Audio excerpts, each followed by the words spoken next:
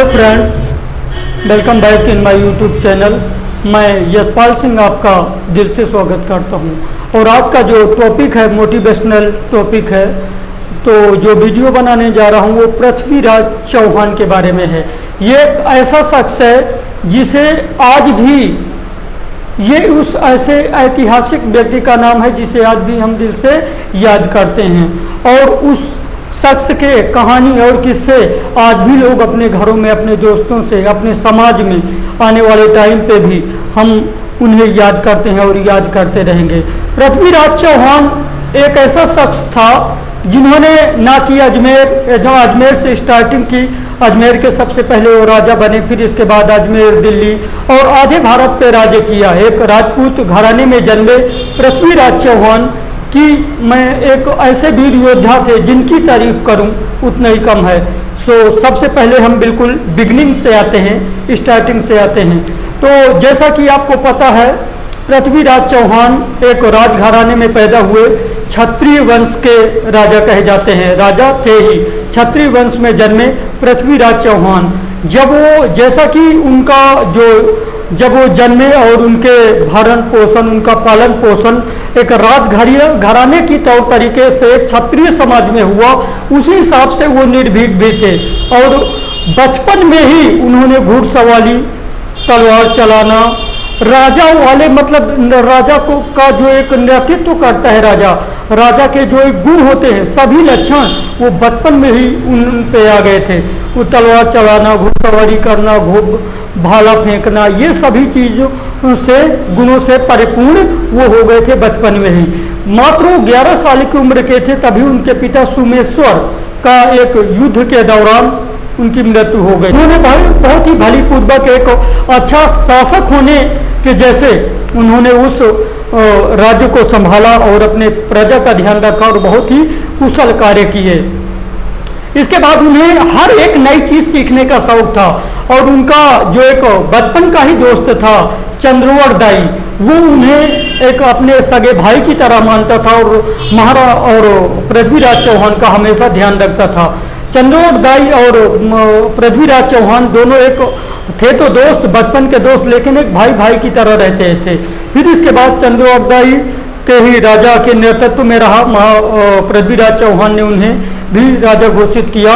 और इसके बाद एक दिन पृथ्वीराज चौहान को पता चला कि एक शस्त्र विद्या सीखने का, बाण चलाना, मतलब एक ऐसी बाण विद्या जो ये एक ऐसी बाण विद्या थी जो आंखें बंद करके शब्द भेदी बाण चलाना जिसे कह सकते हैं। शब्द भेदी बाण मतलब आंखें बंद करके जब आप निशाना साधते हो, तो उस विद्या को सीखने का कहा।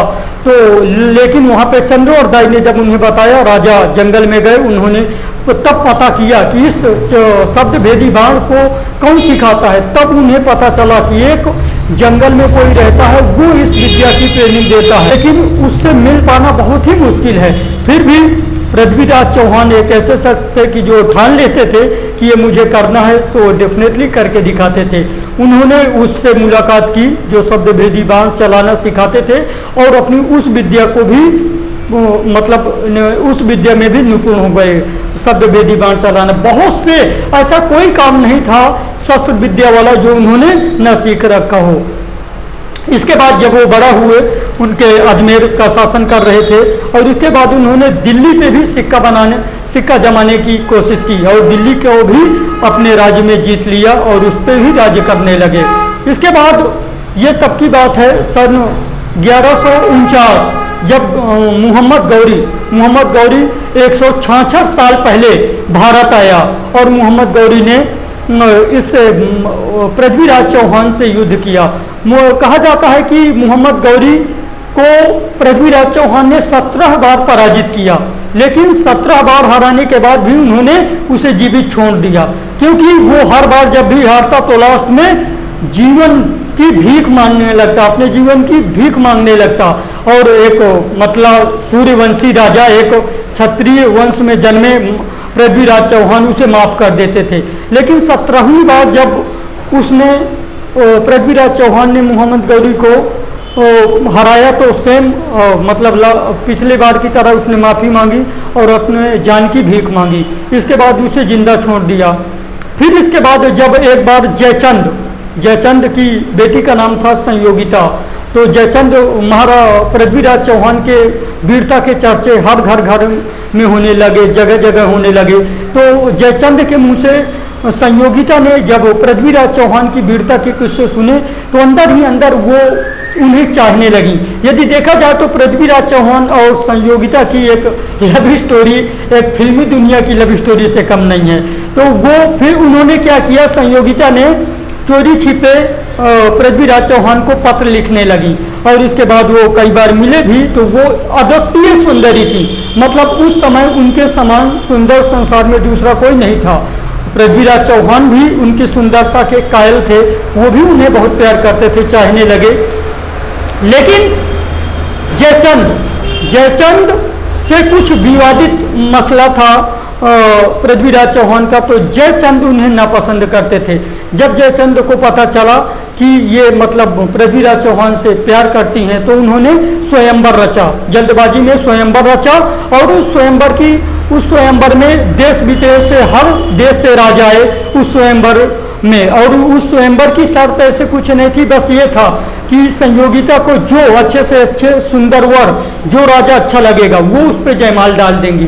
और पृथ्वीराज चौहान को नीचे दिखाने के लिए जयचंद ने जो द्वारपाल थे, द्वारपाल की जगह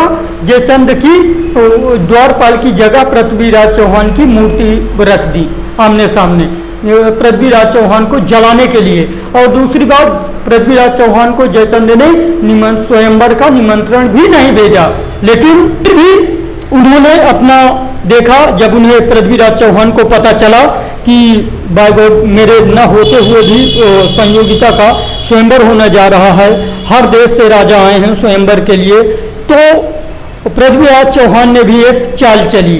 वो चाल ये थी कि जब संयोगिता को पता था कि द्वारपालों की जगह पृथ्वीराज चौहान की 2 मूर्तियां रखी गई हैं, खड़ी हैं, तो उन्होंने सभी राजाओं की तरफ घूमते हुए हाथ में माला लिए हुए उन्हें चूज करना था कि जिस राजा को जयमाला डाल देंगी वही उनका पति होगा, उन्हीं के साथ उनका स्वयंवर होएगा।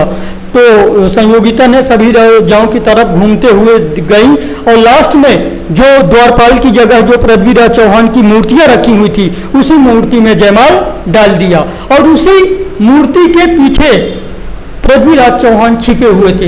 यह देखते हुए ये जैसे ही जयचंद ने देखा कि उनकी पुत्री ने जो पृथ्वीराज चौहान की मूर्तियां हैं द्वारपाल की जगह उन पे जयमाल डाल दिया, तो गुस्से से आग बबूला हो गए। और बस उन्होंने उसी समय पृथ्वीराज चौहान ने अपने घोड़े पर संयोगिता को बिठाकर उसे ले भागे, उसे निकल गए। तब जयचंद की सेना ने पृथ्वीराज चौहान का पीछा किया, लेकिन वो एक सूर्यवंशी थे, एक क्षत्रिय कुल में पैदा हुए पृथ्वीराज चौहान को इतनी किसी में हिम्मत नहीं थी कि उसका पीछा कर पाए और उसका सामना कर पाए। पृथ्वीराज चौहान के कदकाठी की बात की जाए तो एक अच्छे लंबे चौड़े, और उनकी जो तलवार थी 80 किलो उसका वजन था। पृथ्वीराज चौहान के तलवार का वजन 80 किलो था। वो एक बार जिस पे रख देते वो सीधा 2 टुकड़ों में डिवाइड हो जाता था, 2 टुकड़ों में विभाजित हो जाता था। तो बहुत पीछा किया, लेकिन पृथ्वीराज चौहान संयोगिता को लेकर निकल आए। यहाँ पे जयचंद और पृथ्वीराज चौहान के बीच में एक कट्टर दुश्मनी पैदा हो गई। लेकिन जो पृथ्वीराज चौहान का जो मुख्य बचपन का दोस्त था चंद्रोअर्दाई, वो हर एक मामले में पृथ्वीराज चौहान के अपना भाई तो मानता ही था और हर एक मामले में उनका सपोर्ट करता था।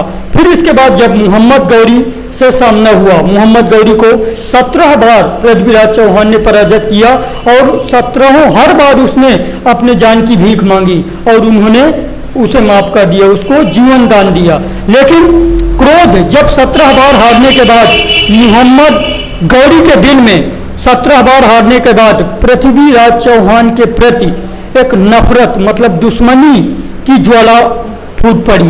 तब वो मंडन था और उसे बहुत ही नफरत हुई, लेकिन उसने भी कूटनीति का युद्ध किया और उसने जयचंद से हाथ मिला लिया। एक दिन अचानक पृथ्वीराज चौहान के ऊपर हमला कर दिया। हमला करने के बाद उसने जो उनका बचपन का दोस्त था चंद्रवर दाई, उसे बंदी बना लिया। फिर जब जयचंद्र को लगा कि हम दोनों लोग मिलकर भी पृथ्वीराज चौहान की तलवार का सामना नहीं कर पाएंगे, तो उन्होंने फिर एक गेम खेला। उन्होंने अपनी अब सेना को उन समर्थन में पृथ्वीराज चौहान की तरफ भेज दिया। मतलब उन्होंने दिखाया, उनसे कहा कि मैं तुम्हारे साथ आ गया हूं, और अपनी सेना को पृथ्वीराज चौहान के साथ मिला दिया। लेकिन वो कूटनीति थी, और वो सेना पृथ्वीराज चौहान की सेना में मिलकर पृथ्वीराज चौहान की सेना को ही मारने लगी। और तब जाकर पृथ्वीराज चौहान बहुत अकेले पड़ गए, लेकिन फिर भी उन्होंने हार नहीं मानी, और फाइनली मोहम्मद गौरी ने पृथ्वीराज चौहान और उनके बचपन के दोस्त चंद्रवर दाई को बंदी बना लिया। अब इसके बाद की कहानी और भी इंटरेस्टेड है। बंदी बनाने के बाद दिल्ली, अजमेर और जितने भी जगह राज्य था, सभी जगह पूरे भारत में एक बार 17 बार हार का सामना करने के बाद मोहम्मद गौरी का जीत पराजित हुई और वो राजा बने। और इसके बाद दिल्ली में अब राज दरबार पूरा, ये उस समय की बात है जब राज दरबार पूरा सजा हुआ था। पृथ्वीराज चौहान बेड़ियों में जकड़े, हाथे पैरों में बेड़ियां लगी हुई थी, और राज दरबार में वो अपनी सीट पर बैठे था मोहम्मद गौरी, और बंदी बनाया हुआ उन्हें बहुत दिन तक कालकोठी में रखा। फिर इसके बाद पृथ्वीराज चौहान मोहम्मद गौरी के सामने खड़े थे। मोहम्मद गौरी ने कहा कि हे शख्स, तू पहले सबसे पहले आंखें नीचे कर, या फिर एक तरह में मैं तेरी जान बख्श सकता हूं यदि तू इस्लाम धर्म कबूल कर ले। यह मोहम्मद गौरी ने पृथ्वीराज चौहान से कहा। पृथ्वीराज चौहान ने कहा, अरे मोहम्मद गौरी, ये तलवार की धार पे वो डरते होंगे, वो धर्म वो चेंज करते होंगे जिन्हें अपनी मौत से डर होगा, और ये क्षत्रिय कुल में पैदा हुआ पृथ्वीराज चौहान तेरी तलवार से क्या डरेगा। और तू भूल गया जो मैंने तुझे 17 बार युद्ध में पराजित किया है, और 17 बार मैंने तुझे जीवन दान दिया है। जिस तरह तू मेरे सामने गिड़गिड़ाता था, अपनी जान की भीख मांगता था, वो आवाजें दिल्ली के राज दरबार में जाके देख, आज भी वो आवाजें गूंज रही हैं। ये सुनते ही मोहम्मद गौरी तिलमिला उठा गुस्से से, और उसने कहा, शख्स तेरी हिम्मत कैसे हुई मैं उससे नजरें मिलाने की, आंखें नीचे रख के बात कर। तब पृथ्वीराज चौहान ने कहा कि एक क्षत्रिय कुल में पैदा पृथ्वीराज चौहान ना तो आज तक कभी झुका है और ना कभी झुकेगा। वो मौत ही क्या जो 18 साल से बाद जीना पड़े। क्षत्रियों का यही एक उल्लेखनीय है, इतिहास गवाह है, तू उठा के देख ले। क्षत्रिय यदि 18 साल भी जी जाए और उसके बाद 18 साल में उसे मौत आ जाए तो खुशी खुशी अपने प्राणों को त्याग देगा। और मैं तो इतना राज्य कर ही चुका हूँ, तो अब मैं आज भी मर जाऊं, तू प्राणों की धमकी किसे दे रहा है। इस तलवार की धमकी से वही डरते होंगे जिन्हें अपनी जिंदगी से प्यार होता होगा। ये पृथ्वीराज चौहान 24 घंटे अपनी जिंदगी को अपने तीरों में लेकर, अपनी हथेली पर लेकर चलता है। तब मोहम्मद गौरी और आग से तिल मिला उठा और उसने कहा, तू अपनी नजरें नीची कर। उसने कहा, ये तो नजरें ना आज तक किसी के सामने नीची हुई हैं और ना कभी नीचे होंगी। मोहम्मद गौरी, तू भूल गए वो दिन जब तू हमेशा मुझसे 17 बार अपने मौत की भीख मांगता था। तब मोहम्मद गौरी ने बेड़ियों में जकड़े पृथ्वीराज चौहान को बस एक आदेश दिया और गर्म लोहे की छड़ से उसके आंखों पे गुदवा दिया, मतलब उसकी आंखें फोड़ दी गर्म लोहे की छड़ से। फिर भी वो उसी तरह पूरा खून में लथपथ, आंखों से खून निकलने लगा पृथ्वीराज चौहान के, लेकिन फिर भी वो उसी तरह खड़े रहे। फिर उन्होंने कहा, तब उन्होंने बस लास्ट आदेश देने वाला था कि मोहम्मद गौरी ने दोबारा कहा कि अगर तू अपने मौत की भीख मुझसे पैरों में गिरकर मांग ले तो मैं तुझे आंखें फोड़ने के बाद भी मैं तुझे जीवन दान दे सकता हूं। उन्होंने आदेश देने ही वाले थे पृथ्वीराज चौहान को मारने के लिए कि उसी समय जो उनके पृथ्वीराज चौहान के दोस्त थे उन्होंने ही, जब वो कालकोठी में बंद थे, तब उन्हें पृथ्वीराज चौहान को कसम दिलाई थी कि इस मोहम्मद गौरी का धोखेबाज चीटर का इसको जड़ से खत्म करना है। पृथ्वीराज चौहान ने मोहम्मद गौरी से कहा कि मैं तेरी तरह एक क्षत्रिय समाज का मैं पूरी तरह पालन करता हूँ। यदि सूर्यास्त हो गया है तो कभी युद्ध नहीं करता। यदि दुश्मन ने मुझसे अपनी जान की भीख मांगी है तो मैं उन्हें उसे जीवन दान दिया है। वहीं पे चंद्रवर दाई ने पृथ्वीराज चौहान को कसम दिलाई कि इस गौरी को जान से मारना है। फिर इसके बाद क्या था, चंद्रोदय ने एक गेम खेला, मोहम्मद गौरी से कहा सर ये शब्द भेदी बाण चलाना। उन्होंने कहा महाराज यह शब्द भेदी बाण चलाना जानते हैं। यह सुनते ही शब्द भेदी बाण चलाना मतलब आंखों पर पट्टी बांधकर, वो तो अंधे हो ही चुके थे, लेकिन आंखों पर पट्टी बांधकर निशाना साधना।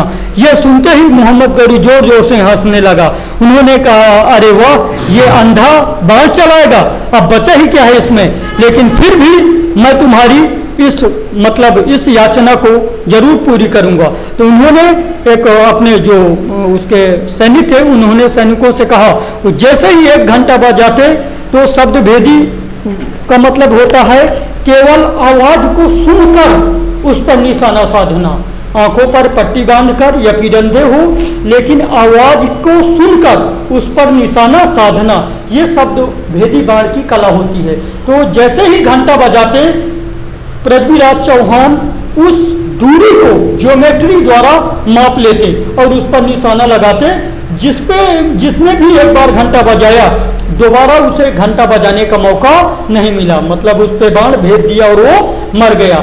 2-3 ऐसे टेस्ट हुए, लेकिन वही गलती कर बैठा जिसकी मोहम्मद गौरी ने वही गलती कर दी जिस गलती का पृथ्वीराज चौहान को इंतजार था। वो अपनी सीट पर खड़ा होकर तालियां बजाने लगा और वाह वाह करने लगा। उसने कहा अरे वाह काफिर, तुझे एक पराई महफिल में आज वाह, मतलब एक राजा खुद तेरी वाह हुआ, जबकि तू अपनी मृत्यु से बहुत नजदीक है, लेकिन फिर भी ये राजा तुझे मृत्यु से छोड़ने के लिए और तेरी इस कला को देखते हुए तेरी तारीफ कर रहा है। जैसे ही इतना मोहम्मद गौरी ने कहा, बस इसी क्षण का इंतजार था, इसी पल का इंतजार था पृथ्वीराज चौहान को। उसने उसकी तालियों की गड़गड़ाहट और वाह वाह को सुनकर उसने वहीं से खड़े खड़े मोहम्मद गौरी जो बाई ज्योमेट्री उस कला का यही तो मतलब होता है, उसने सबसे पहले मोहम्मद गौरी की दूरी को नाप लिया वहीं से खड़े खड़े और दिशा को भांप लिया कि वो किस दिशा में और कितनी दूरी पर खड़ा है, और वहीं से निशाना मतलब उन्होंने लगाया। लेकिन उसी टाइम पे जो पृथ्वीराज चौहान के दोस्त थे उन्होंने एक दोहा पढ़ा पृथ्वीराज चौहान के, 4 बांस 24 गज अंगुल अष्ट प्रमाण, ता ऊपर सुल्तान है, ताप ऊपर सुल्तान है, चूके मत चौहान। जैसे ही ये दोहा चंद्रोदय के द्वारा सुना, पृथ्वीराज चौहान ने बाल को छोड़ दिया और वो बाण सीधा मोहम्मद गौरी के सीने को भेदता हुआ पार निकल गया और लोग खड़े के खड़े रह गए, किसी को कुछ पता ही नहीं चला कि आखिर क्या हो गया। लोग इतने मतलब एक सरप्राइज हो गए, एक झटका लगा, किसी को कुछ नहीं समझ में आ रहा था कि आखिर हो क्या रहा है और हो क्या गया। उसी टाइम पे जैसे ही मोहम्मद गौरी का वो की मृत्यु हुई, बाण उसके सीने को छेदता हुआ बाहर निकला, उसकी वहीं से धड़ाम से मृत्यु हो गई और उसके सैनिक पृथ्वीराज चौहान और उसके दोस्त चंद्रोदय को मारने के लिए दौड़े। तो पृथ्वीराज चौहान ने कहा मैं एक क्षत्रिय कुल में पैदा हुआ पृथ्वीराज चौहान एक क्षत्रिय तो मुगल शासक थे, इसके हाथे मरना पसंद नहीं करूंगा। और चंद्रोदय पृथ्वीराज चौहान ने दोनों ने एक दूसरे पर चाकू भोंप लिया और वहीं पे अपने आप को खत्म कर दिया। तो ये पृथ्वीराज चौहान की कहानी थी। कैसी लगी आपको प्लीज़ लाइक और कमेंट करके ज़रूर बताएं, क्योंकि आप कमेंट नहीं करोगे तो मुझे कैसा पता चलेगा कि मेरा वीडियो आपको कैसा लगा। तो ये पृथ्वीराज चौहान पे था और जैसे ही आप कमेंट करके बताएं कि नेक्स्ट वीडियो कैसा होना चाहिए, किस पर बनाना है, तो डेफिनेटली मैं आपकी विश को पूरा करूंगा। लेकिन प्लीज़ मतलब यदि आपने सब्सक्राइब कर नहीं किया तो चैनल को सब्सक्राइब कर दें, और यदि सब्सक्राइब कर रखा है तो प्लीज़ लाइक और कमेंट करके ज़रूर बताएं कि वीडियो कैसा लगा। Thanks a lot.